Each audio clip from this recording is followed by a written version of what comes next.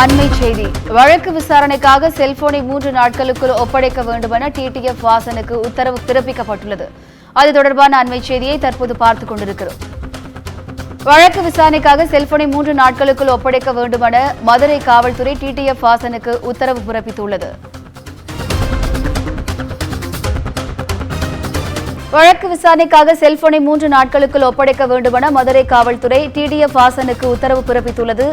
அது தொடர்பான அண்மை செய்தியை பார்த்துக் கொண்டிருக்கிறோம். கூடுதல் விவரங்களை செய்தியாளர் அருண் வழங்க கேட்கலாம். வணக்கம் அருண், உங்களுடைய விவரங்களை பதிவு பண்ணுங்க.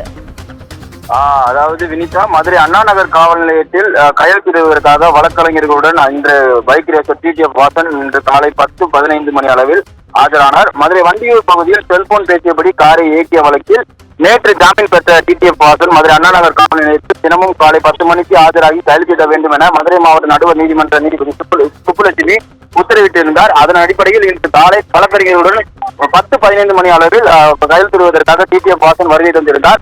அப்போது வழக்கு விசாரணைக்காக டிடிஎஃப் வாசனிடம் செல்போனை 3 நாட்களுக்குள் மதுரை அண்ணா நகர் காவல் நிலையத்தில் ஒப்படைக்க வேண்டும் என காவல்துறையினர் அவருக்கு நோட்டீஸ் ஆனது கொடுத்துள்ளது.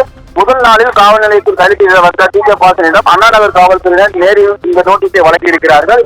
அப்போது அவர் காவல் நிலையத்தில் வருகை தந்த போது பல்வேறு இளைஞர்கள், அதாவது அவருடைய அந்த டிடிஎஃப் வாசனுடைய அந்த பக்கத்தில் இணைந்திருக்கக்கூடிய அந்த இளைஞர்கள் அவருக்கு பல்வேறு கோஷங்கள் எழுப்பி அண்ணா நாங்கள் இருக்கிறோம் உள்ளிட்ட பல்வேறு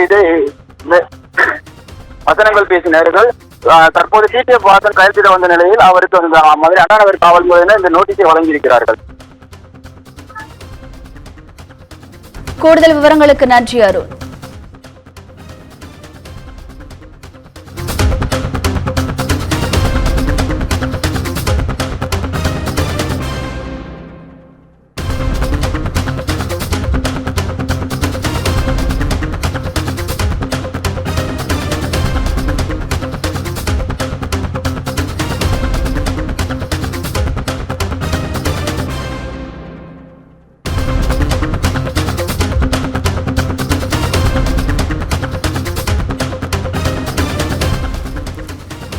வழக்கு விசாரணைக்காக செல்போனை 3 நாட்களுக்குள் ஒப்படைக்க வேண்டும் என்று மதுரை அண்ணாநகர் காவல்துறை டிடிஎஃப் வாசனுக்கு உத்தரவு பிறப்பித்திருந்தது.